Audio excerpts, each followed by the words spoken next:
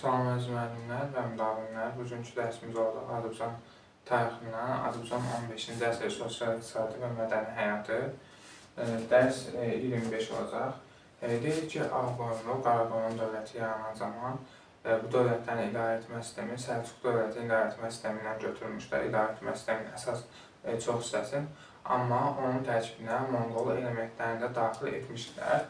Deyir ki, Səlcuqlardan idarə etmə sistemi mənimsələr də Monqolların da idarə etmə sistemini bura əlavə etdilər və dövləti Ağqoyunlularda da, Qaraqoyunlularda padişah idarə edirdi. Amma istisnalarımız olacaq. Həm Ağqoyunlularda, həm də Qaraqoyunlularda sultan titulu qəbul etmiş hökm padişahlar olacaq. Ağqoyunlularda uzun əsərdir ki, sultan titulu qəbul etmişdir. Qaraqoyunlularda isə Sultan Pirbudaq sultan titulu qəbul etmiş padişah olacaqdır. Şirvanşahlarda isə hökmdar və dövlət idarəçisi şah adlanırdı. Daxili həyatda əsas yer tutan beləliklə qurumlar vardı və yaxud da ki, sosial təbəqələr vardı. Bunlar kimlər idi? Deyir ki, oturaq əyanlar idi, oturaq feodallar idi və köçəri feodal tayfalar idi və yaxud da elat tayfalar idi. Bunlar yarım köçəri elat tayfaları adlanırdı və hətta biz deyirik ki, Qaraqoyunlu və Ağqoyunlu dövlətinin mərkəzləşmiş dövlət olmasına mane olan qüvvələr bunlardır. Oturaq və yarım köçəri feodal qüvvələr. Və ruhani təbəqəsi də vardı. Bunlar da mühüm yer tuturdu Ağqoyunlu və Qaraqoyunlu dövlətlərində. Deyir ki, Qara Yusif və Həsən padişah hər ikisi də mərkəzləşmiş dövlət yaratmaq istəsələr də mərkəzləşmiş dövlət yarada bilmirlər. Və deyir ki, Azərbaycanı bunların heç biri vahid dövlət şəklində birləşdirməmişlər. Ağqoyunlu və Qaraqoyunlularda baxaq görək dövlət idarə etmə sistemi necə idi? Birinci padişah gəldi, dövlətin birinci idarə edən padişah, birinci yerdə padişah dururdu, ikinci yerdə əmir-ül-ümarə dururdu. Əmir-ül-ümarə deyir ki, dövlətin ikinci şəxsidir, padişah tərəfindən təyin olunurdu. O, əmirlər və digər qüvvələrə göstərişlər verirdi və ordunun baş komandanı sayılırdı əmir-ül-ümarə. Üçüncü şəxsi Sədr-Əzəmdir. Sədr-Əzəm Mövlana Ağa da deyirlər. Dini qurumlara və vəqf əmlakına, vəqf torpaqlarına rəhbərlik edən şəxsidir. Dördüncü yerdə isə baş vəzir dururdu. Ağqoyunlu və Qaraqoyunlu dövlətində baş vəzirin səlahiyyətləri biraz daha geniş olacaqdır. Baş vəzir maliyyə işlərinə baxacaq, baş vəzir daxili xarici işləri görəcək, baş vəzir ali divana rəhbərlik edəcək. Baş vəzir padişahın möhürdarı sayılacaqdır. Bir də təkrarlayaq bunları. Baş vəzir daxili və xarici işlərə baxacaqdır. Baş vəzir maliyyə işlərinə baxacaqdır. Baş vəzir padişahın möhürdarı idi. Baş vəzir ali divana rəhbərlik edəcəkdir. Baxırıq, ali divan nə idi? Ali divan məşvərət orqanı idi. Bəzən testlərdə yazılır ki, hökmdarın yanında fəaliyyət göstərən qanunverici orqan olan ali divan fəaliyyət göstərdi. Bu yanlış olacaq. Ümumiyyətlə, qədim dövrdə hər hansısa bir qanunverici orqan olmayıb. Hamısı məsləhət verici orqan olub. Ali divan geniş verdikdə məsləhət verici orqan padişahın yanında fəaliyyət göstərildi. Amma Kərimdaş adlanan gizli məşvərət orqanı da var idi. Bu məşvərət orqanı xüsusi şəxslərin iştirakı ilə keçirilirdi. Burada mühüm qərarlar alınırdı, deyə bilərik. Təvaçı var idi. Təvaçı müharibə vaxtı Ağqoyunlu və Qaraqoyunlu dövlətində hansı ərazilərə, bölgələrə, vilayətlərə, əyalətlərə gedirdi və təvaçı həmin əyalətlərdə əsgər yığırdı. Daha sonra əmir rütbəsi daşıyan şəxslər var idi.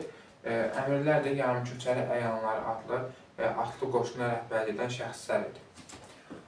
Daha sonra Ağqoyunlu dövlətinə deyir ki, ordu iki hissədən ibarətdir. Bir elatlar, bir də ki, xasis əsgərləri. Elatları əmirlər başlayırdı, çox hissəsini təşkil edirdi. Ordunun sayıları çox idi, elat qoşunlarının. Lakin müharibə vaxtı bunlar döyüşə gəlirdilər və müharibə vaxtı dövlət bunlara maaş verirdi. Və elat qoşunlarından toplanmış əsgərlərə də əmirlər başlayırdı. Baxın, elat qoşunlarını başlayan əmirlərdir, amma bütün ordunun vahid baş komandanı isə əmir-ül-ümarə adlanırdı. Xasis əsgərlər vardı ki, xasis əsgərlərin sayı az idi. Amma əsas qoşunun özəyini təşkil edirdi, yəni əsas hissəsini təşkil edirdi. Xüsusi əsgərlər idi, indiki dönəmçə xüsusi təyinatlar idi. Bu xasis əsgərləri bu dövrdə daimi qoşunu təşkil edirdi. Yəni bu xasis əsgərlər sülh dövründə də xidmət göstərdi. Müharibə dövründə də xidmət göstərirdi. Və deyir ki, daimi qoşun adlanırdı xassəsiyyələri. Torpaqlardan danışsaq, bu dövrdə torpaqlar, əvvəlki torpaqları təkrar deməyəcəm. Divan torpaqlarında xassiyyə, mülk torpaqlarında, bunları artıq demişik. Nələrdir? Burada əlavə olaraq Soyurqal torpaqlarının adını çəkirik. Soyurqal torpaqlarından nə danışaq? Deyirik ki, Soyurqal torpaqları 15-ci əsrdə tətbiq olunan torpaq mülkiyyət forması idi və Qaraqoyun dövləti yaranan zaman yaranmışdı. Ağqoyun dövlətində də Soyurqallardan istifadə etmişdir. Soyurqal sözünün mənası bəxşiş, ehsan deməkdir Monqol dilindən tərcümədə və deyir ki, Soyurqala sahib olan şəxs Soyurqal torpaqları kimə verilirsə, o torpaqlar irsi keçirdi. Soyurqal torpağını alan şəxs vergi toxunulmazlıq hüququna sahib olurdu və Qaraqoyun, Ağqoyun dövlətlərində çoxlu Soyurqal torpaqlarının paylanması bu dövlətlərin mərkəzləşmiş dövlət olmasına mane olan əsas amillərdən biri olacaq. Həsən Padişahın qanunnaməsindən danışsaq, deyək ki, bu qanunnamədə əsasən malcəhətin vergisinin, ümumiyyətlə qanunnamənin keçirilməsində məqsəd dövlətin iqtisadi vəziyyətini gücləndirmək və vergiləri nizama salmaq idi. Bunlardan da biri deyək ki, malcəhət vergisinin miqdarı müəyyənləşdirildi. Məhsulun 5/1-ə qədəri malcəhət kimi alınmağa başladı. Və eyni zamanda deyir ki, bu qanunnamə 16-cı əsrdə Səfəvi dövlətində də qanuni qüvvədə qalmışdı. Vergilərdən danışsaq, deyək ki, bu dövrdə malcəhət vergisi alınmağa başladı. Malcəhət vergisi məhsul vergisi idi. Bəhrə vergisi alınırdı. Bəhrə vergisi sudan istifadəyə görə alınan vergi idi. Çobanbəy vergisindən danışsaq, deyək ki, Çobanbəy vergisi elat tayfaları var idi ki, hansı ki, Ağqoyun qoşununun və çox hissəsini təşkil edənlər elatlar idi deyirik. Elatlar hansı ki, sülh dövründə köçəri maldarlıqla məşğul oldular. Onlar maldarlıqla məşğul olduqları üçün, otlaqlardan istifadə etdikləri üçün dövlətə Çobanbəy vergisi ödəyirdilər. Müsəlman olmayan əhaliden cizyə alınırdı, əvvəlki dövrlərdə də vardı cizyə. Sənətkar və tacirlərdənsə tamğa vergisi alınacaqdır. Uzun Həsən tamğa vergisini ləğv etmək istəsə də bunu ləğv edə bilmir, amma deyir ki, məhsul vergisini müəyyən qədər azaltmağı başarmışdır. Bu dövrdə həm Ağqoyun, həm Qaraqoyun dövlətində deyir ki, Gürcü və Erməni kilsəsi bütün vergilərdən azad edilmişdir və onların Gürcü ermənilərə xüsusi müəyyən imtiyazlar verilmişdir. Hətta Cahanşah 1441-ci ildə Gürcü ermənilərə icazə verir ki, onlar gəlib İrəvan ərazisində məskunlaşırlar. Həsən Padişah Oğuz türklərinin tarixinə aid əsər yazdırmışdır və qeyd edir ki, Həsən Padişahla yanaşı daha sonra adını çəkəcəyimiz Ağa Məhəmməd Şah Qacar da 18-ci əsrdə Oğuz türklərinin tarixinə aid əsər yazdırılır. Bu Ağa Məhəmməd Şah Qacarın Həsən Padişah üçün oxşarlıq olacaq. Hər ikisi də Oğuz türklərinin tarixinə aid əsər yazdırmışdır. Qara Yusif və Həsən Padişah Quran-Kərimi türkçəyə tərcümə etdirmiş olacaqdır. Deyir ki, bu dövrdə hansı memarlıq abidələri var? Şirvanşahlar Sarayının adını çəkirik. Hal-hazırda mövcuddur Şirvanşahlar Sarayı. Daha sonra Göy məscidinin adını çəkir, Təbrizdə yerləşir. 1465-ci ildə tikilmişdir. Cahanşahın əmrindən tikilmişdir. Həşbeş Sarayının adını çəkir. Həşbeş Sarayı 1483-cü ildə Yaqub Padişahın əmrindən tikilmişdir və bu Həşbeş Sarayı Təbriz şəhərindədir. Göy məscid, Həşbeş Sarayı, Qeysəriyyə, Həsən Padişah məscid, bunların hamısı Təbrizdədir. Şirvanşahlar Sarayı Bakıda olacaq, onu deyək. Qeysəriyyə bazarı Uzun Həsənin, Həsən Padişahın əmrindən tikilmişdir. Hansı ki, deyir ki, Qeysəriyyə bazarı 1585-ci ildə Süfyan döyüşündə Osmanlılar tərəfindən ələ keçilir və Qeysəriyyə bazarı dağıdılırdı. Həmin məşhur Qeysəriyyə bazarıdır. Bir də bu dövrdə Həsən Padişah Təbriz şəhərində öz adına məscid tikdirmiş olacaqdır. Dərs 26 ədəb hakimliyindən davam edirik. Deyir ki, ədəb hakimliyi 13-cü əsrin sonlarında Şeyx Səfiyyəddin tərəfindən yaradılmışdır. Şeyx Səfiyyəddinə mənbələrdə türk piri deyirlər və bu hakimlik Ərdəbil şəhərində yarandığı üçün ümumiyyətlə Səfəvilərin müqəddəs şəhəri olacaqdır, Ərdəbil şəhəri. Və deyir ki, bunlar Səfəvi təriqəti, Sufi dərviş təriqəti idi. 13-cü əsrin sonlarında yaranmışdı, yadımıza saxlayırıq. Bu Sufi dərviş təriqəti əsasən sənətkar və kəndlilər arasında geniş yayılmışdır. İslam dini, Şiə məzhəbi arasında, yəni Şiə məzhəbinin bu təriqətin nümayəndələri əsas götürürlər. Başlayaq, ümumiyyətlə müəyyən dövrlərdə deyirik ki, bunlar 13-14-cü əsrlərdə bir təriqət kimi fəaliyyət göstərirlər. Suriya, müəyyən ərazilərə Mesopotamiyada, Suriyada, yəni bu əraziləri yürüşlər edərək, yəni o ərazilərə gedərək öz müridlərinin sayını çoxaltmışlar. Yəni bunlar belə deyim, testlərdə çox az hallarda qarşımıza çıxır, amma ümumi məlumat olaraq yadımızda saxlayaq, diqqətimizdə saxlayaq. Amma bundan sonrasılar isə əsas məsələlərdir. Başlayırıq Şeyx Cüneydin dövründən 1447-60-cı illərdə olacaq. Şeyx Cüneydin dövründə deyirik, Şamlı, Rumlu, Ustaslı, Təkərli, Zulqədər və Bayatlı, Əfşarlı, Türk mənşəli bu tayfalar Səfəvilər tərəqqətinin ətrafında toplaşdılar və deyirik, daha sonra bunların Şeyx Cüneydin dövründə nüfuzu artır və Cahanşah da Şeyx Cüneyddən Ərdəbili tərk etməsini tələb edir. 1449-cu ildə Şeyx Cüneyd Ərdəbili tərk edir. Daha sonrası müəyyən ərazilərə gedərək yenə İraqa, Suriya və müəyyən ərazilərə gedərək öz müridlərinin sayını artırır. Daha sonra qayıdandan sonra Ağqoyunlu Uznəsənin bacısından evlənir və Ağqoyunlu Səfəvi ittifaqını yaradır, gözləndirir. Bundan da birlikdə istifadə edərək Ağqoyunlarla da ittifaq qurandan sonra, qohumluq əlaqəsi qurandan sonra Şeyx Cüneyd 1460-cı illərdə Dağıstan, Şirvana müəyyən yürüşlər etmişdir. Bu yürüşlər hücumlar deyil, sadəcə onlar o ərazilərə yürüşlər edirdi, orada əhalinin ətrafına toplayırdı, öz ətrafına daha çox insan toplamaq üçün. Həmin yürüşlər zamanı deyir ki, Samur döyüşündə, Samur çayı sahilində döyüşdə Cahanşah və 1-ci Xəlullah Şeyx Cüneydi öldürəcəklər. Bu döyüşü dəqiq yadımıza saxlayırıq, 1460-cı il döyüşü. Bundan sonra Şeyx Heydər gəlir hakimiyyətə, Ərdəbil hakimiyyətində 1468-ci illərdə və deyir ki, Şeyx Heydər Səfəvi təriqətini, Sufi dərvişləri hərbi qaydada təşkil etdi və bundan sonra artıq Səfəvilər Qızılbaşlar adlandılar. Testlərdə bəzən qarşımıza çıxır ki, Qızılbaşlara aiddir. Qızılbaşlara aiddir deyəndə bilək ki, ora Samur döyüşü aid olmayacaq. Çünki Samur döyüşü olan vaxtda Səfəvilər Qızılbaş adlanmırdı. Səfəvilər Qızılbaş adlanmaq başladı Şeyx Heydərin dövründə. Səfəvilər hərbi qaydada təşkil olundular Şeyx Heydərin dövründən başlayaraq. Deyirik ki, bu 1468-69-cu ildə Şeyx Heydər Həsən Padişahı kömək etdi Teymurləri məğlub etməyə.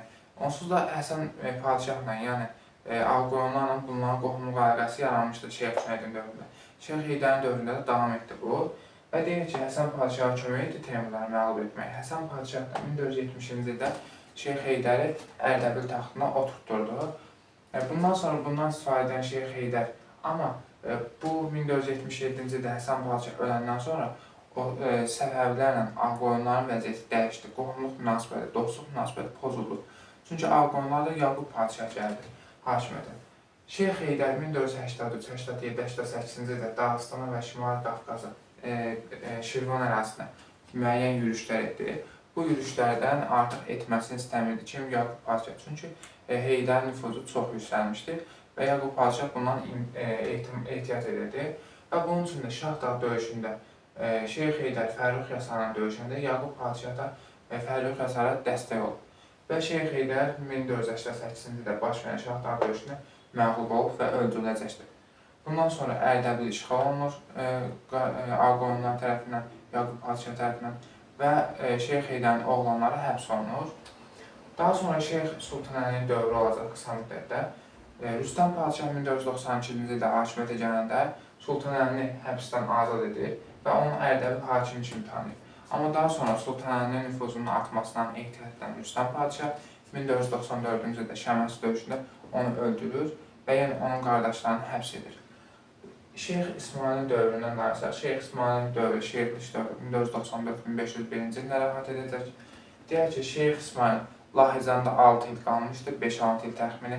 Daha sonra Ağqoyun dövlətinin zəifləməsindən istifadə edən Qızılbaş tayfaları Şeyx İsmailin ətrafında toplaşmışlar və Şeyx İsmail 1499-cu ildə Ərdəbilə oradan Astariyə gəlir. Səfəvi təriqətini yenidən müridlərinin sayını artırmaq, ətrafında birləşdirmək və Azərbaycanda siyasi hakimiyyəti ələ keçirməkdir. Bundan sonra öz ətrafına daha çox mürid və yaxud da özdə ətrafında insanların sayını çoxaltmaq üçün Anadolu ərazisinə gedir və Ərzincanda müşavirə keçirir 1500-cü ildə.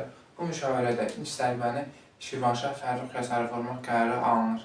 Və 1500-cü ildə Şirvanşah Fərrux Yasarı və Şeyx İsmail arasında baş verən Cavan döyüşündə 1500-cü ildə Şeyx İsmail qalib gəlir, döyüşdə Fərrux Yasarı öldürülür Bu döyüş nəticəsində Şamaxı şəhəri də ələ keçirilir. Şamaxı şəhəri ələ keçirsə də Gürcüstan qalası ələ keçirilməmişdir. Onu yadımıza saxlayaq. Gürcüstan qalası da Şamaxı şəhərinin yaxınlığında yerləşirdi. 1501-ci ildə Bakı qalasını ələ keçirirlər. Bakı qalasını ələ keçirdikdən sonra Şeyx İsmayıl Gürcüstan qalasına mühasirə alır və Gürcüstan qalasını tamir etmək istəyir.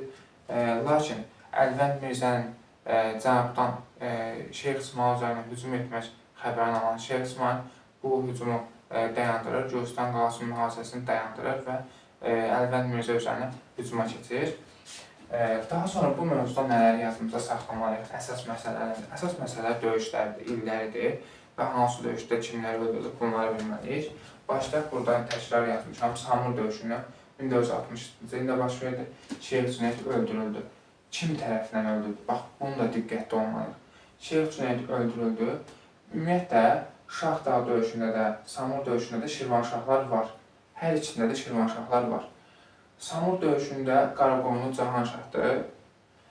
Şahdağ döyüşündə Ağqoyunlu Yaqub padişahdır. Yadımıza saxlayaq. Samur döyüşündə öldürülən Şeyx Cüneyd idi, Şahdağda öldürülən Şeyx Heydər idi. Şəməsi döyüşündə öldürülən Sultan Əli idi. Kim öldürmüşdü Sultan Əlini? Ağqoyunlu Rüstəm padişah. Cavan döyüşündə deyir ki, Səfəvi Şeyx İsmayıl qalib gəldi, Fərrux Yasarı öldürdü. Şəhər döyüşündə öyrənirik ki, növbəti mövzumuzda olacaq. Hansı ki, Şeyx İsmayıl Ağqoyunların birinci qoluna son qoydu. Bax, bu döyüşlər var. 1, 2, 3, 4, 5. Bu 5 dənə döyüş Səfəvi dövlətinə aid olmayacaq. Bizdən sual yazaq ki, Səfəvi dövlətinə aid olan xüsusiyyətləri göstərin. Ən çox da çaşdırıcı məqamlardan biri Cavan və Şəhər döyüşləridir. Cavan və Şəhər döyüşdə Səfəvi dövlətinə yox, Ərdəbil hakimliyinə aid olan döyüşlər olacaq. Bunları diqqətdə saxlamalıyıq. Dərs 27 Səfəvi dövlətinin yaranması və idarə edilməsinə baxaq. Demişdik ki, Şeyx İsmayıl Gürcüstan qalasına mühasirə almışdı. Əlvənd Mirzənin hücum təhlükəsini görəndən sonra Gürcüstan qalası mühasirəsini yarıda qoydu və Əlvənd Mirzə Şeyx İsmayıl məktub göndərdi ki, Şirvanla hakimiyyətini məhdudlaşdır, yəni Cənubi Azərbaycandan Ələvi üz və deyək, sonra dildə desək. Amma Şeyx İsmayıl bunu qəbul etmir və tərəflər arasında şəhər döyüşü baş verir 1501-ci ildə və Şeyx İsmayıl bu döyüşdə qalib gəlir, Əlvənd Mirzə məğlub olur və bununla Şeyx İsmayılın qarşısında hər hansı bir əngəl dayanmır və 1501-ci ildə Təbrizə daxil olur, Səfəvi dövlətini yaratmış olur. Səfəvi dövləti burada qeyd etdiyim kimi Şəhər döyüşündən sonra yaranıb. Yəni, sual düşəndə ki, bizə testlərdə biz Şəhər döyüşünü Səfəvi dövlətinə aid etmirik. Şəhər döyüşündə Şeyx İsmayıl idi, ondan sonra Şah İsmayıl olacaq. Səfəvi dövləti 1521-1536-cı illərdə mövcud olmuşdur. Birinci paytaxtı Təbriz olmuşdur 1555-ə qədər.